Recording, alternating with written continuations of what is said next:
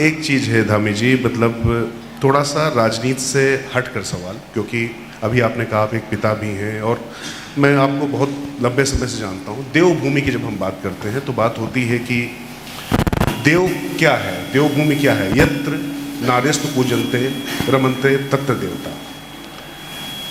तो जब इस देवभूमि में अंकिता भंडारी जैसे कांड होते हैं, जब इस तरीके की बातें होती हैं, तो उस देवभूमि की आत्मा कैसे कराहती होगी। और इस कलंक से बचाने के लिए पुष्कर सिंह धामी क्या सख्त कदम उठा रहे हैं, क्योंकि मुझे लगता है कि जितना महत्वपूर्ण देवभूमि की पवित्रता बनाने के लिए वहां पर अवैध अतिक्रमण है, उतना ही इस प्रयास का उल्लंघन ना हो, ये सुनिश्चित करना है।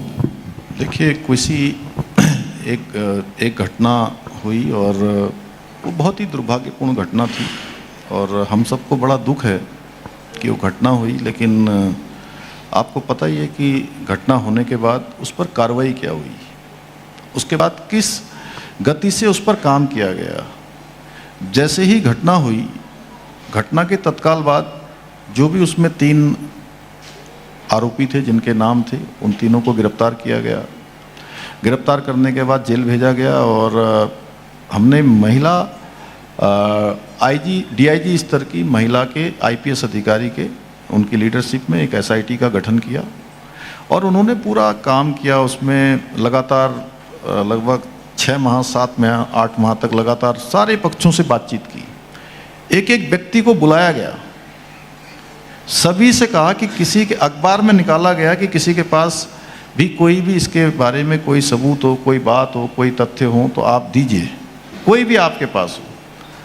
जिन्होंने दिया लोग, उसके बाद वो कोर्ट में सारी चार्जशीट लगाई गई। 1000 पन्नों से भी अधिक की चार्जशीट लगी और उस चार्जशीट जो ठीक प्रकार से पुलिस ने जो है जांच की थी, उसी का परिणाम हुआ कि तीनों आरोपियों को उम्र कैद की सज़ा हुई। तो शायद कम लोगों को पता होगा, लेकिन उम्र कैद की सज़ा कोई छोटी सज़ा तो नहीं होती है। और ये भी पूछा गया कि भाई कोई और है तो बताइए।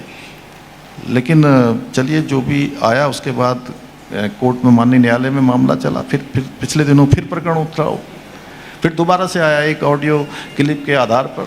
और हमने कहा कि बहुत लोगों ने उसमें राजनीति करने की कोशिश करी, जिनके पास कोई मुद्दा नहीं था, उस बेटी के नाम पर बार बार उसकी आत्मा को झकझोरने का काम किया और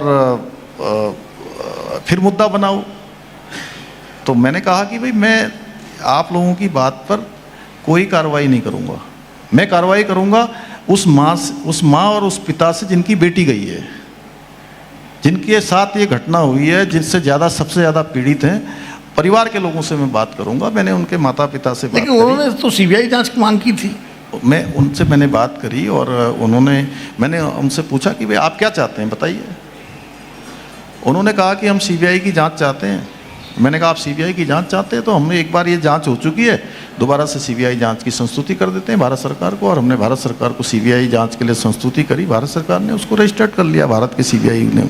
अब वो CBI जांच चल रही है उसकी और आने वाले समय में अन्य तथ्य और सामने आ जाएंगे। फैक्ट ये आपने मदरसा एक्ट जो है ख़त्म किया है, इसके क्या नतीजे आ रहे हैं? इसके कुछ सार्थक नतीजे आ रहे हैं या खाली राजनीतिक मामला है विशुद्ध? क्योंकि विपक्ष का तो आरोप है कि ये तो खाली जो है ध्रुवीकरण की राजनीति के तहत किया गया है। आपका क्या कहना है? देखिए, विपक्ष को जब भी हम कोई सुधार की बात करते हैं, कोई अच्छे काम करते हैं, तो विपक्ष के लोग केवल विरोध के लिए विरोध करते हैं। आप बताइए, देवभूमि में शिक्षा के मंदिर स्थापित होने चाहिए या 500 साल पुरानी जो कट्टर मानसिकताएं, मुल्लावादी मानसिकताएं, ऐसी मानसिकताएं जो देश को अलग दिशा में ले जाने की बात करते हैं, वो चलने चाहिए या ज्ञान या शिक्षा के मंदिर स्थापित होने चाहिए यहाँ पर बुनियादी? तो हमने कहा कि भाई 250 से भी ऐसे ज़्यादा मदरसे जिनमें ऐसे लोग रह रहे थे कि जिनका कोई अता न था, पता न था, पहचान संदिग्ध थी, कहाँ से आए हैं, क्या आए, अपनी पहचान छुपाकर, मूल अपना नाम बदलकर अनेक प्रकार से जो है उनको जो है वहाँ पर बसाने का काम हो रहा था। तो ऐसे कौन कर रहा था धामी जी? ये संरक्षण किसने दिया, कौन कर रहा था? इसके लिए जवाबदेही किसी की तय हो रही है? नहीं, जो भी ऐसे मदरसे थे, 250 से ज़्यादा ऐसे मदरसे थे, उन सभी पर हमने ताला लगा दिया है। उसकी हम विधिवत रूप से जांच कर रहे हैं, उसकी जांच हो रही है। और जो मदरसा एक्ट समाप्त किया, मदरसा एक्ट हमने इसीलिए समाप्त किया कि आज बच्चों को आधुनिक शिक्षा दी जाए, उनको साइंस पढ़ाई जाए, टेक्नोलॉजी पढ़ाई जाए, उनको एआई के बारे में पढ़ाया जाए।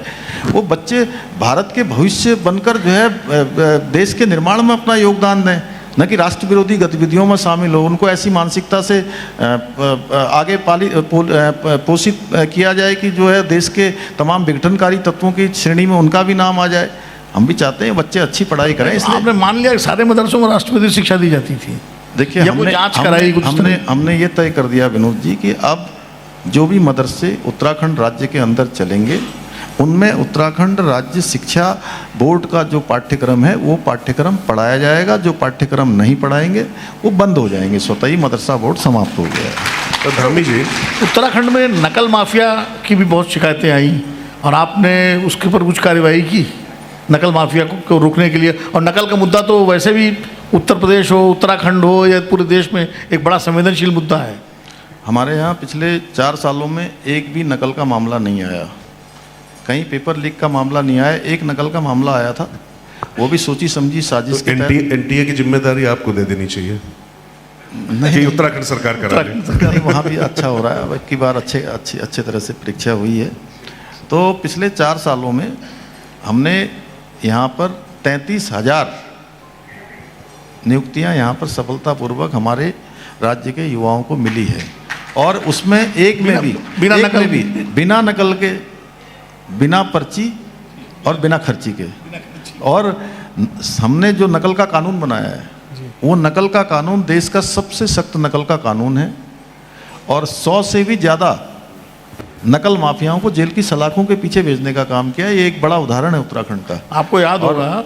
और ये विनोद जी, ये जो 33,000 का आंकड़ा, चूँकि आप तो ज़्यादातर बड़े प्रदेशों में रहे हैं, बड़े प्रदेशों को देखते हैं, ये 33,000 का आंकड़ा कितना बड़ा है मैं आपको बता सकता हूँ कि उससे पहले के सालों में कुल 16,000 नियुक्तियाँ हुई थी और इन 4 सालों में 33,000 से भी आगे चली गई हैं और अभी लगातार चलेंगी। अभी जो अगले बचे हुए हर माह हम लोग 500-1000 लोगों को जो है, और ये नियुक्ति पत्र चुपके किसी के घर में नहीं चले जाते हैं।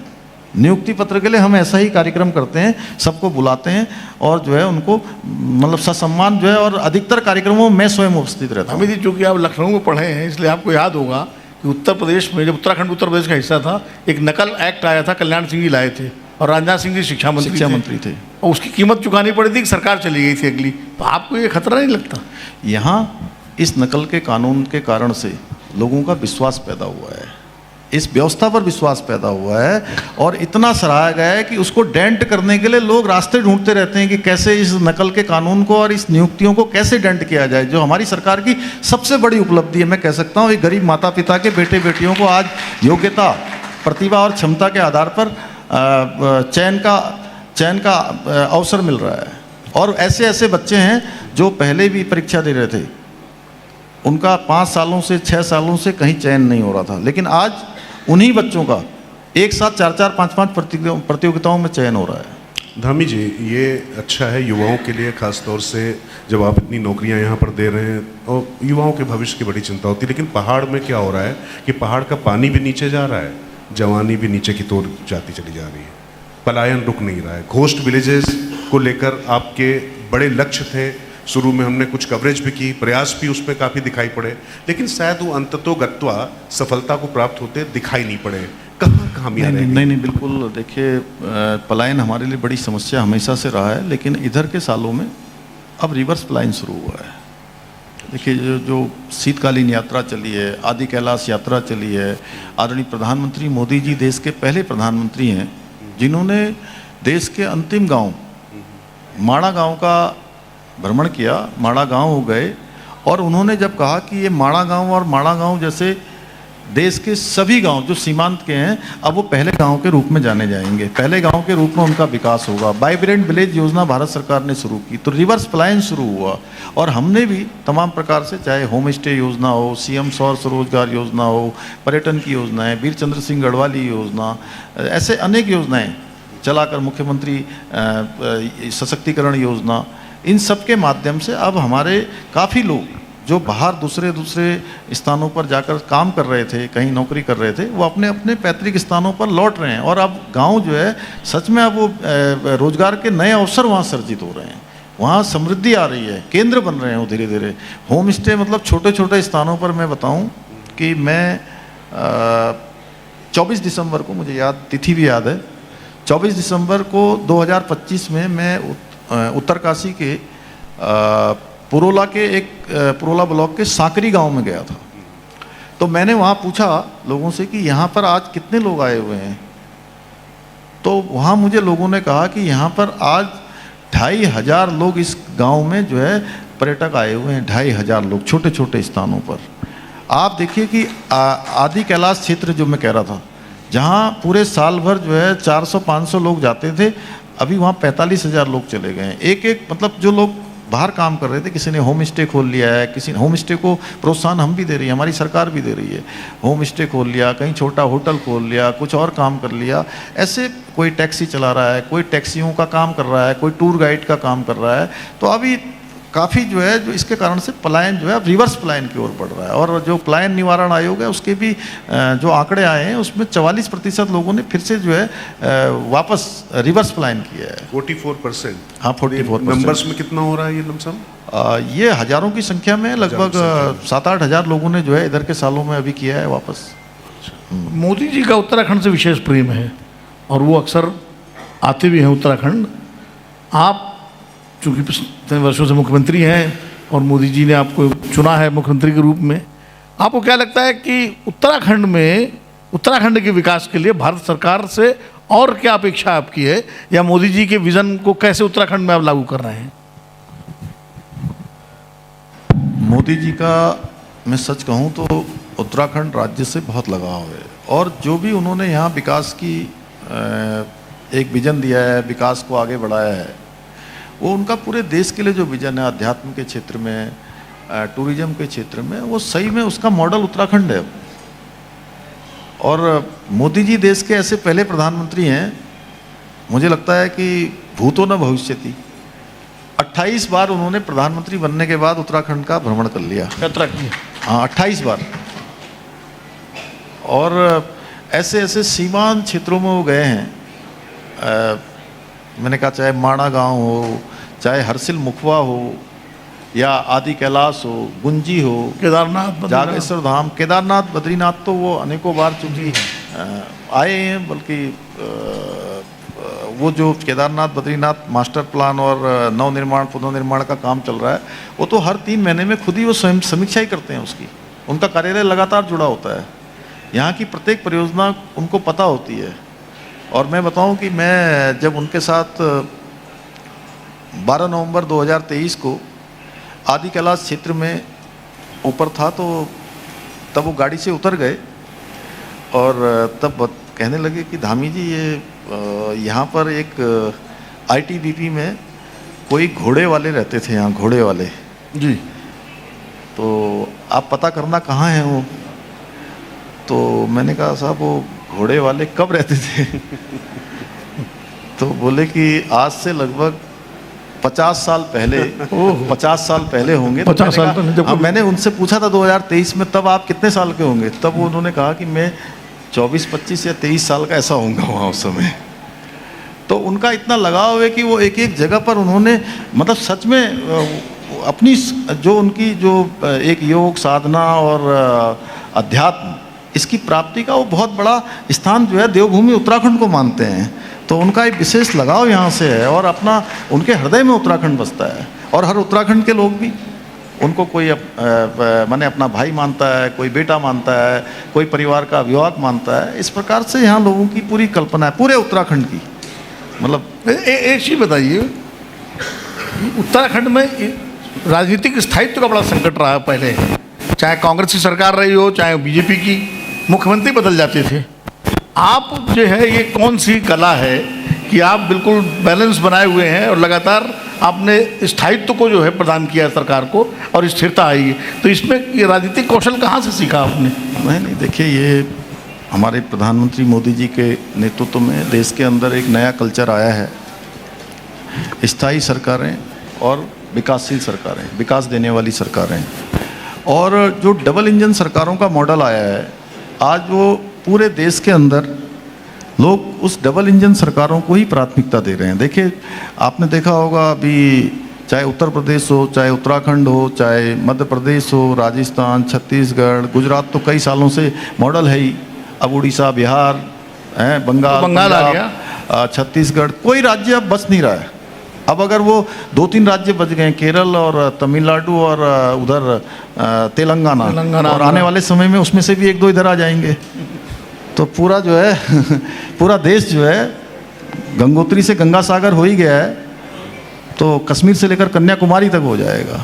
तो वो मॉडल है, उसको स्थायित्व तो मिल रहा है, उसी को जो है लोग बार बार मौका दे रहे हैं। ये राजनीतिक विचार अलग हैं, राजनीतिक पार्टियां अलग हैं, लेकिन व्यक्तिगत जो हमारी संबंध है वो सभी से अच्छे हैं, और सभी लोग, हम लोग माने सभी तीज त्यौहार हमारे जो भी आते हैं, उत्सव आते हैं, तमाम प्रकार की चीज़ें होती हैं, उन सब में एक दूसरे के साथ हमेशा अच्छा व्यवहार रहता है। आपको कभी कभी सलाह भी देते रहते हैं?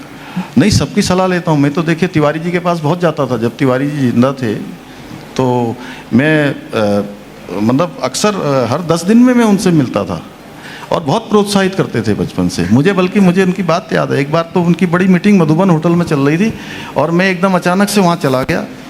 ये दिनेश अग्रवाल जी बैठे हैं, उनके साथ कैबिनेट मंत्री थे उस समय।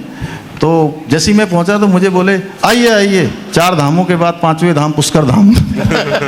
हाँ, तो बड़ा प्रोत्साहित करते थे। और ये ऐसा कुछ नहीं है, देखिए पार्टियाँ अलग अलग हो सकती हैं, लेकिन जो राज्य का हित और व्यक्तिगत नाते जो है, सबका समर्थन, सबका आशीर्वाद। एक चीज़ समझना चाह रहा हूँ मैं कि अब चुनाव आने वाले 4 साल हो चुके हैं। अब 4 साल के चुनाव में आमतौर पे यहाँ पर मैंने शुरुआत में जैसा कहा कि आपने तमाम वर्जनाएं तोड़ दी, तमाम मिथक तोड़ दिए, और लगातार आप न सिर्फ सरकार में बने हुए हैं और ताकतवर तरीके से बने हुए हैं, और तमाम बड़े फैसले भी ले रहे हैं कि जो यहाँ से लिए जा रहे हैं पूरे देश में लागू हो रहे हैं। परंतु अब जब चुनाव होगा तो चुनाव में मुद्दे क्या होंगे वो आप बहुत सारे बता देंगे, मुझे मालूम है, पूरी बुकलेट है मेरे पास, मैंने देख लिया, और इससे बहुत ज़्यादा होंगे। लेकिन चेहरे क्या होंगे, चेहरा क्या होगा, धामी, मोदी या संयुक्त रूप से, किस तरीके से? देखिए, ऐसा है कि हमारी पार्टी का बिल्कुल स्पष्ट कॉन्सेप्ट है। अब जो भी जहाँ भी चुनाव हो रहे हैं, देखिए मोदी जी तो स्वतः ही उन चुनाव में होते हैं, और हमारे राज्य में तो उनका इतना काम है, इतना विकास हुआ है, हमारी पार्टी ने अनेक सारे विकास के काम किए हैं, एक से एक ऐतिहासिक निर्णय लिए हैं। वो सारी चीज़ें एक साथ होंगी, और चुनाव कोई एक चीज़ से नहीं होता है, चुनाव तो समग्र होता है। कोई एक मुद्दे से चुनाव पूरी तरह से प्रभावित हो जाए या पूरी तरह से हार जीत में बदल जाए, ऐसा नहीं होता है। लोगों ने 5 साल तक हम लोगों के यहाँ के काम को देखा है, किस प्रकार से हमने प्रयास किए हैं, किस प्रकार से रात दिन लगकर जो है कि राज्य हमारा हिंदुस्तान का श्रेष्ठ राज्य बने, उसके लिए काम किया है। तो वो सब चीज़ें होंगी, और जनता देख रही है यहाँ की पूरी तरह से। नवीन जी, और हमें इस चर्चा को, क्योंकि आपको भी निकलना है, समाप्त करते हैं, लेकिन एक सवाल बस आखिर में कि आप अपने कार्यकाल का कोई ऐसा काम बताइए जो अभी तक उत्तराखंड में ना हुआ हो और आपको लगता हो कि सबसे बड़ा नायाब काम हुआ है। मैं विनोद जी यही कह सकता हूँ कि आप एक काम, क्योंकि एक गाना भी आपके सरकारी कामकाज पे स्थानीय भाषा में चल रहा है। मैं वहीं पर आ रहा हूँ आपके साथ। देखिए, अगर आप एक काम पूछेंगे, और जो सैकड़ों काम हुए हैं उनके साथ न्याय नहीं हुआ, न्याय नहीं हो जाएगा। इसलिए जो यहाँ पर हमारे उत्तराखंड के कुमाऊं, गढ़वाल, जौनसार, ऐसे जो प्रमुख कलाकार हैं, राजकिशोर जी, उन्होंने एक गाना बनाया है जी, उत्तराखंड में पहली बार। उसको आप सुनेंगे तो आपको स्वतः ही समझ में आ जाएगा कितने सारे काम हो गए। ये मैं कोई अपनी उपलब्धि नहीं मानता। सोशल मीडिया पे काफ़ी वायरल है गाना, सोशल मीडिया में भी है, और यहाँ आम शादी बारातों में सब जगह जो है, जहाँ कार्यक्रम शुरू होता है तो सबसे पहले वही बजने लगता है। पर धामी जी, बस आखिरी में एक सवाल, चूंकि मुझे लग रहा है कि अगर ये नहीं पूछता हूँ तो बहुत से लोगों ने मुझसे बात की, मैं आपसे बता रहा हूँ, उत्तराखंड के तमाम जो आपकी पार्टी के नेता हैं, मंत्री हैं, कार्यकर्ता हैं, उनको ऐसा लगता है कि भारतीय जनता पार्टी की सरकारों में एक मूल समस्या आती है उनको बार बार, कि नेतृत्व पीछे हो जाता है, कार्यकर्ता पीछे हो जाते हैं, नौकरशाही, ब्यूरोक्रेसी इस कदर हावी हो जाती है कि उसके लिए आपके मंत्रियों तक को धरने पर बैठना पड़ता है, प्रदर्शन करना पड़ता है, उस पर आवाज़ उठानी पड़ती। ये परंपरा आप नहीं बदल पाए। बहुत कुछ पहली बार आपने कर लिया, लेकिन इस नौकरशाही के चंगुल से सरकार को मुक्त नहीं करा पाए। नहीं, देखिए, हमने हर स्तर पर कार्रवाई की है। पहले एक समय था जब भ्रष्टाचार की बात होती थी तो छोटे छोटे कर्मचारियों पर गाज गिरा दी जाती थी, छोटे कर्मचारियों को जिम्मेदार मान लिया जाता था, और बड़े जो अधिकारी होते थे या मैं कह सकता हूँ वो बच जाते थे।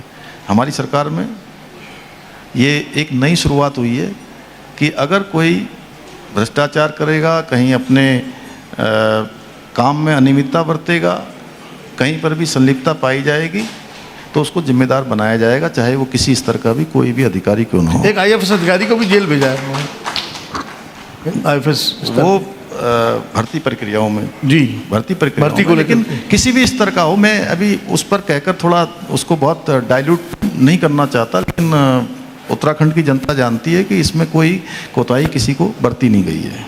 जामी जी, आपने समय निकाला अपना व्यस्त और हम लोगों से चर्चा की। हालांकि समय बात मन तो कर रहा था और भी सारे सवाल पूछे जाएं, लेकिन चूंकि बार बार आपको भी जाना है, आप भी घड़ी देख रहे हैं, तो अब इस चर्चा को यहीं विराम देना पड़ेगा।